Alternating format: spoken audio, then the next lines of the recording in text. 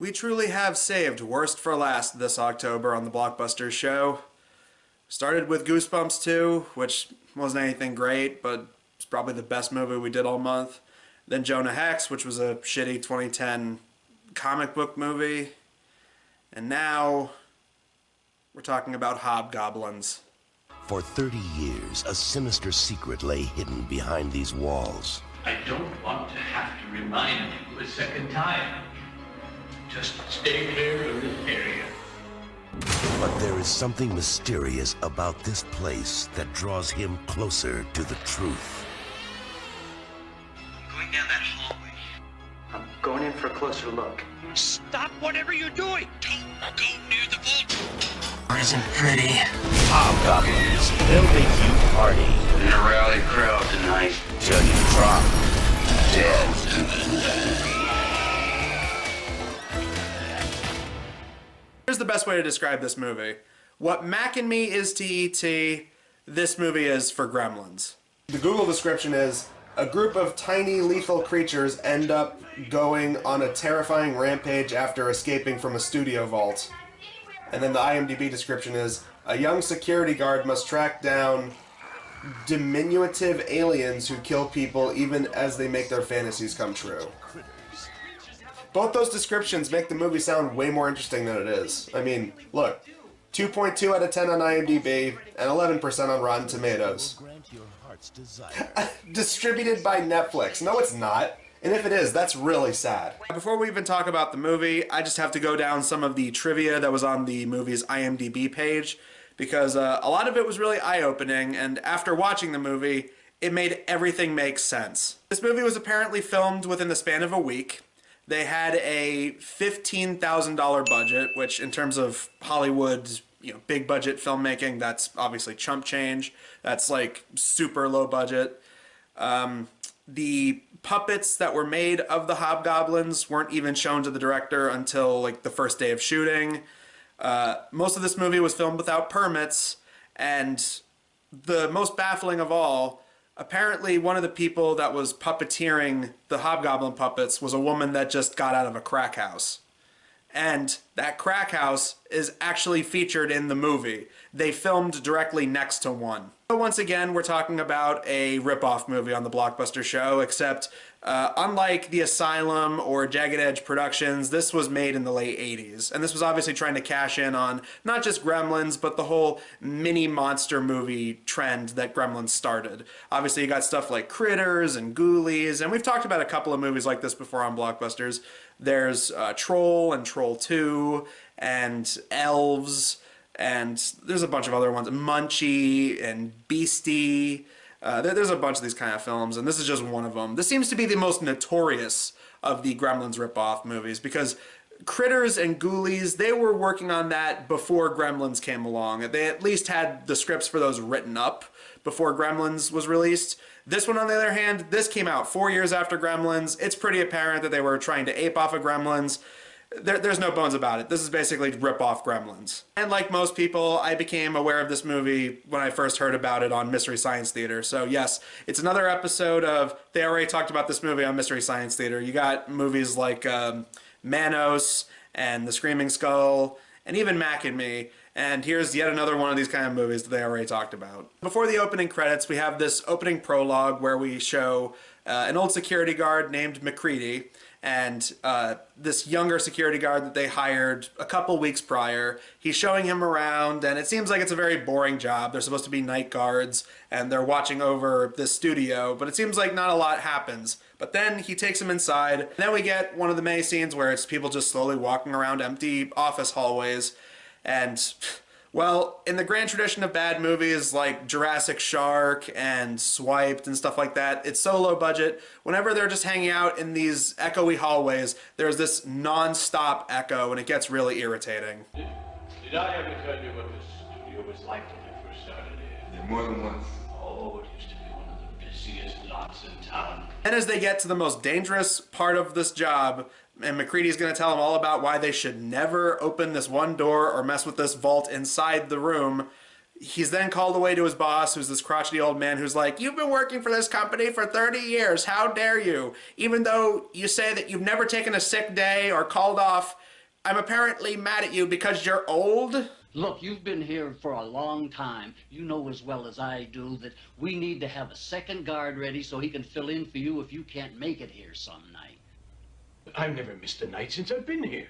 You're not as young as you used to be. If that's not pot calling the kettle old, I don't know what is. While all that's going on, the new hiree ends up going into the room that MacReady said not to go towards. And you know, really, all of this could have just been simply taken care of if they, I don't know, locked it or put some kind of sign that says do not enter. Any kind of form of letting people know you don't go into this room. But he goes into it and there's a giant safe inside of like a jail cell, which neither of them are locked, but okay, yeah, we need to get the plot going. This is only the prologue of the movie. The new guy walks in, and because they established earlier that he's listening to music on a like Walkman or whatever, he then goes into this fantasy sequence where he's on stage and he's not even rocking out, he's just dancing. Usually the fantasy in the 80s is that you want to be a rock star, but he's just on stage doing these crappy ass dance moves, and then he falls, and then I guess he gets injured.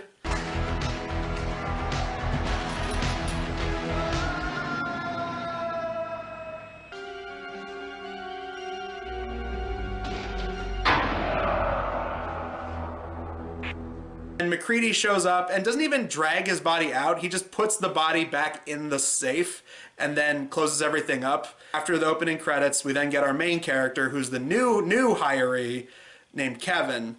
And he took the job because he wants to look like a hardened badass around his girlfriend, because his girlfriend, Amy, doesn't respect him and she thinks that he's a wimp.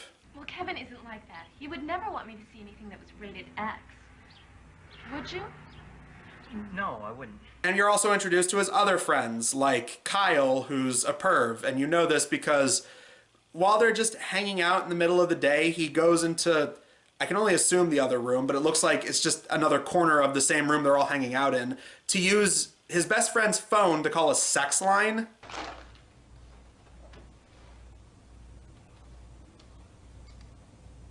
I'm going to see a movie today. It's only rated PG. I want you to show up and make it rated X. This is not the only time he does it in the movie. This happens way later, too. And then you got Daphne, who's the slutty one, and her boyfriend, Nick, who comes back after 2 months of being at army camp. And he rolls up in a van, and, well, this happens. I'd recognize that horn anywhere. That's my Nick, back from 2 months of army training. And you know what a man wants when he's been away for 2 months. No. What does he want? This is how we introduce these characters, and I swear, at this point in the movie, I was just like, are we sure this movie wasn't written by a 14-year-old? What's even more fucked up is they start having sex in the van, and they play stock cartoon sound effects that sound like they're out of a Hanna-Barbera cartoon. I didn't even want to do this. It was your idea. Well, I don't care whose idea it was. I wanted you to win. How was I supposed to win, Amy? I've never even done this before. So once their army friend Nick shows up and he's bragging about how, you know, he's in the military and he's a gruff, tough, manly man, Kevin then tries to brag about, oh, well, I have a security guard job now, so I'm kind of like a cop and they gave me a gun. But his girlfriend Amy constantly puts him down. Won't you pay attention and maybe you'll learn something? Nick is protecting our country and you're just guarding some rundown, deserted dump. I know they were trying to stick with stereotypes. You know, you have to have the really slutty girl in the group who constantly talks about sex, and then you got to have the very prudish one who acts like, you know, sex is beneath her and she won't tolerate that kind of impure behavior. I get that, but seriously, everyone in this is so broad, it's like watching a shitty live-action adaptation of a cartoon. I mean, they got a van. All they needed was a talking dog, and then they should go around and solve mysteries. That it seriously wouldn't have been any less out of place in this movie. Then Nick challenges Kevin to a fight out in the front yard, and oh my god, this scene is one of the many scenes in the movie that goes on for so long, needlessly long. And what's really funny, they have this shitty stock music.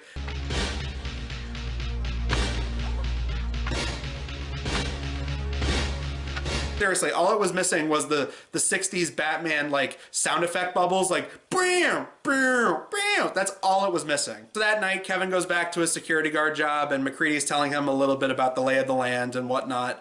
And then a robber shows up and holds McCready hostage, and then Kevin shoots up into the air, and then the guy just runs away.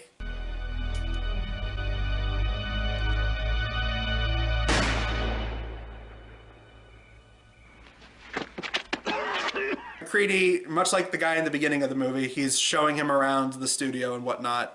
And like a complete idiot, they go into that room that should be locked or barricaded off or have a do not enter sign at this point if it's so dangerous, and got the last few security guards killed. Freddy Fazbear's Pizza is less dangerous to work at than this fucking place. Because guess what? Kevin, like a complete dumb shit, ends up opening up the safe, and whatever's inside gets loose. And of course, because the puppetry and basically everything in this movie is so low rent, they don't show these things running out of the vault. You just hear the little pitter-patter of feet and these little monster noises like, yeah! And they're looking on in horror like, what is this? What's going on? And then just when you think, okay, maybe they're gonna have a slow build-up to these things, kind of like in Gremlins. No, next scene, they're outside and you see these things. What's going on?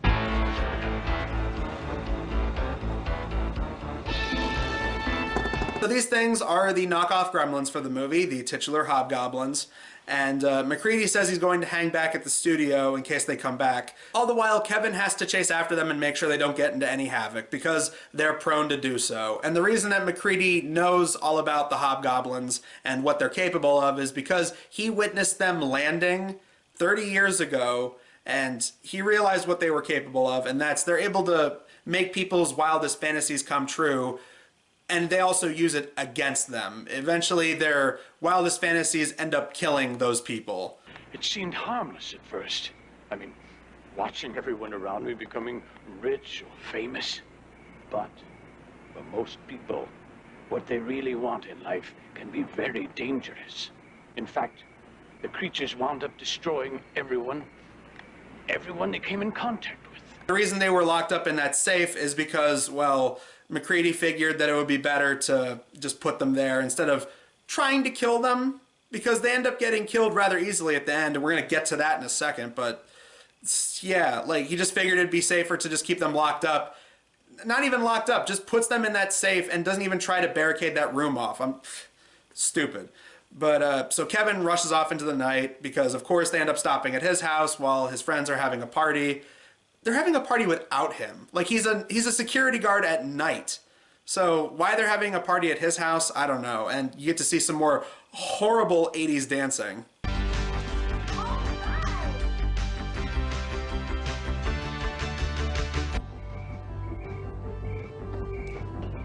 Overly horny one, Daphne, then steps out, wondering where her boyfriend Nick is, and then just when I thought she was going to get killed by one of the Hobgoblins, no, she just gets attacked by them.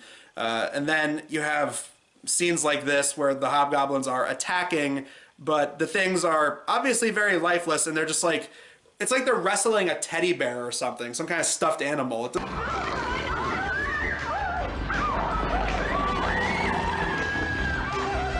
Say what you want about the first Gremlins movie, but the Gremlins puppets looked pretty good for the most part, and there was some good articulation, and you actually believe that those little creatures were actually attacking people. Even in the second one, where you can clearly see like puppet rods and stuff, those were more believable than these. This is just embarrassing. Nick then shows up, he witnesses all this happening, and to try and kill these things, he's about ready to throw a fucking live grenade into the house. I knew I'd find use for this. A bone in his house while he's not there, like The Room. His friends use his phone and rack up his phone bills for sex lines. His own girlfriend seems to actively hate him most of the time in this movie. And now it seemed like his army buddy was about ready to blow up his house with a fucking hand grenade that he just so happens to have in normal everyday society in his van. I'm pretty sure that Kevin's friends don't like him. Before Nick can throw the grenade in Kevin's house, he shows up and stops all of this because he turns off the lights. Because unlike the Gremlins, who are hurt by bright light, these things are attracted to light. After all this, they're supposed to just stay there in the dark, stay put, hopefully try to not get these things to come back.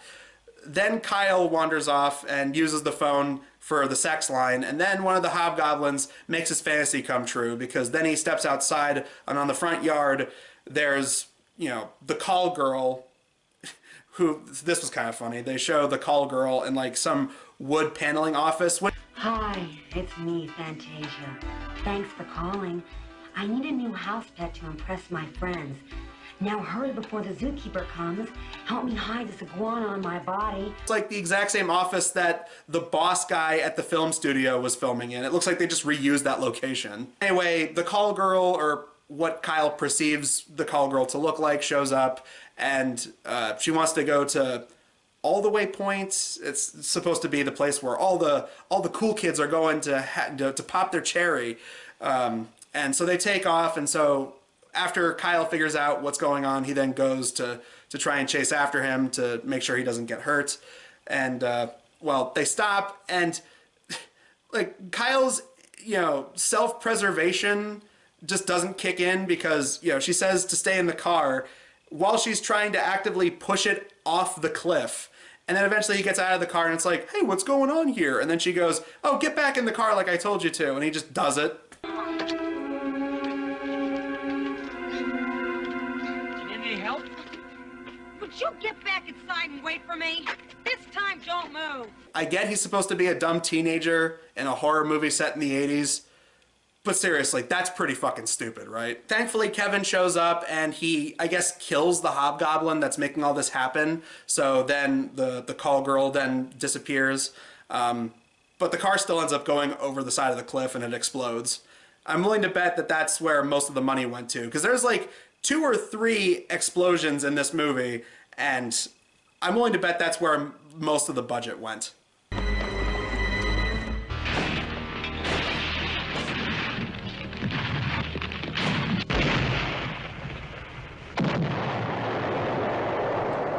Then Kyle and Kevin make it back to the house. They fight one of the hobgoblins in the back of Nick's van. It's poorly choreographed like the rest of the movie.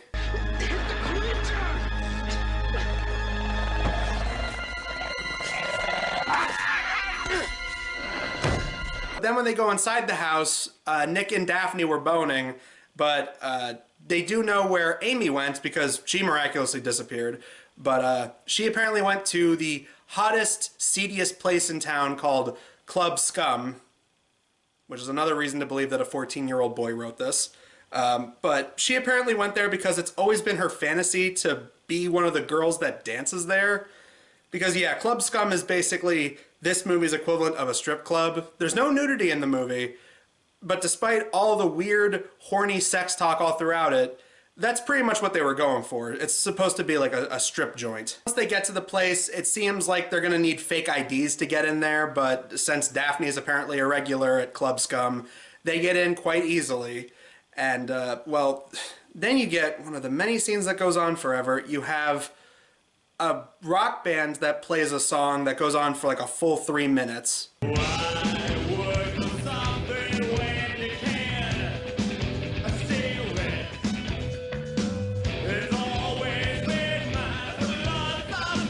Classic instance of bad movie trying to pad out its runtime. So they're just like, fuck, what do we got? I don't know. There's a band that wants to be in the movie. Okay, sure, that'll kill time.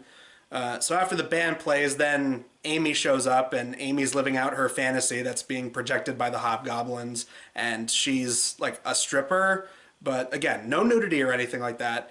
And again, this scene goes on for quite a while, and I love it because in any normal movie that was paced like an actual movie, Kevin would immediately run up on stage and bring all this to an end.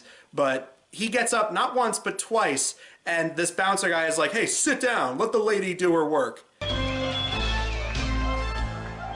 Amy, get off the stage! Sit down and shut up.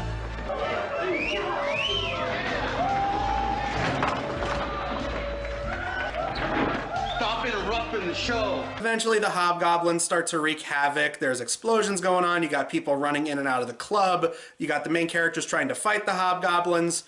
Then, out of nowhere, Nick's superior officer shows up, and at first I was like, wait, why is there a guy in straight-up army attire in the middle of a strip joint? But then it turns out he's a hallucination, so alright, that makes sense. But basically, this is Nick's fantasy that he wants to go full Rambo mode.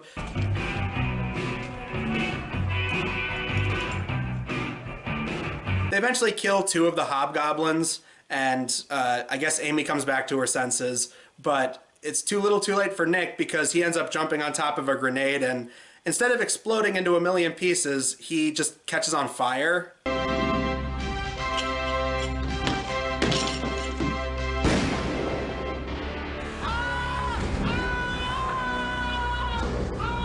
This is exactly what I was talking about. This feels like one of those things where most of the budget went to that.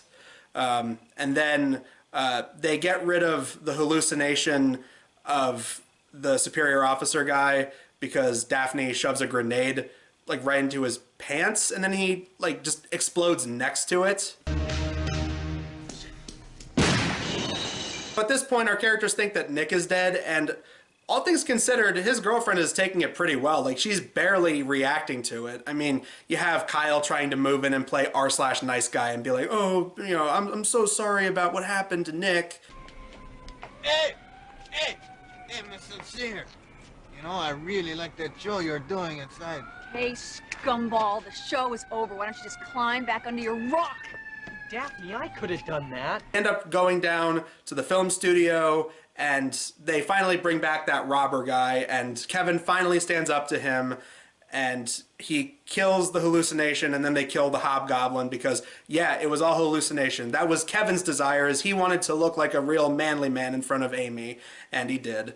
Meanwhile, MacReady gets fired by the old fart president guy, but when he gets down there and talks to the main characters, he reveals that he, you know, back when he was in the army, he used to deal with explosives, and then he just blows like a whole part of the building up. Did I ever tell you what I did in the war?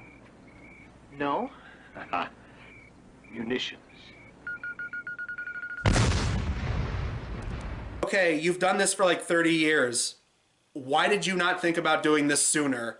Like, apparently they've killed off multiple late-night security guards at this place, and he's witnessed them firsthand, so why is it all of a sudden now he decides to do it? Oh, because the movie needed an ending.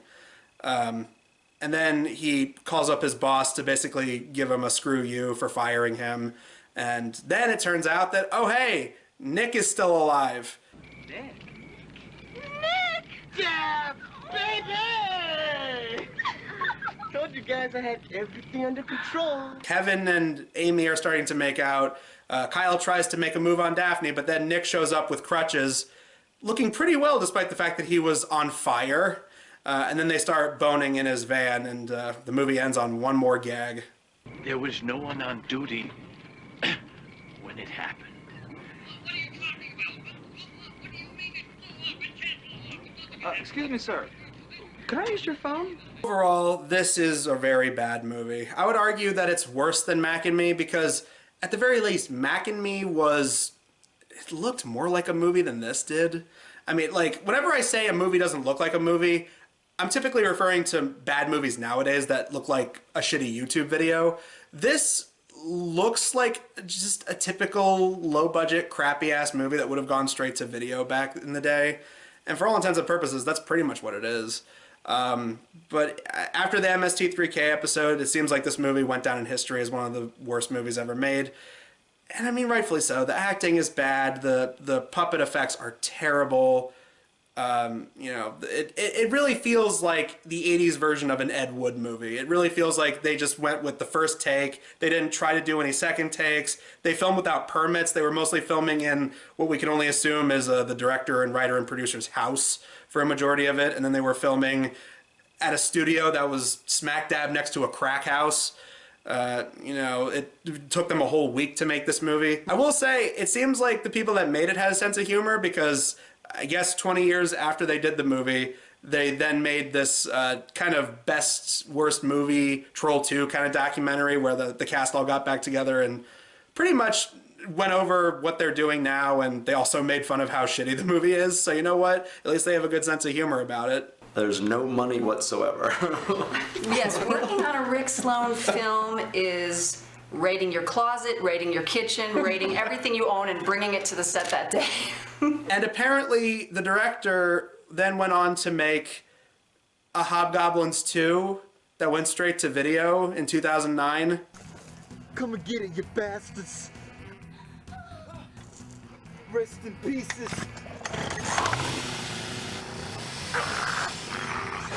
Hobgoblins 2. I tried looking for it, but, you know, on Amazon, and this was back in 2019, I remember when me and my friend Gus, we looked for bad movies, and we came across Hobgoblins. At the time, on Amazon, the DVD for it was like $800. I can only assume that it's either not available now, or it probably went up in price somehow. This is a pretty bad movie. I mean, if you like bad movies, then yeah, by all means, check it out. Watch it and make fun of it. It's ripe for that. But if you're looking for a real movie, just watch Gremlins. Watch Gremlins 2. Watch the first 2 Critters movies. Fuck, watch the first Ghoulies. But anyways, guys, that does it for Blockbusters in October this year. Look forward to next month, where I'm going to be doing 3 reviews for Blockbusters. One of them is going to be another movie marathon of crappy asylum movies, and I'm going to try and get people to help me with that one. Maybe get other people to appear in the video and talk about asylum movies with me. Then another typical bad movie review right there. And then something anime related to, you know, kind of mix things up a bit. But yeah, that's what's to expect next month. Until then, guys, I'm Adam Sykes of the Blockbuster Show, and we will see you guys in the next video. Goblins, which I don't think we're ever going to do, because Mystery Science Theater, you can't. Mystery Science Theater, Mystery Science, Mystery.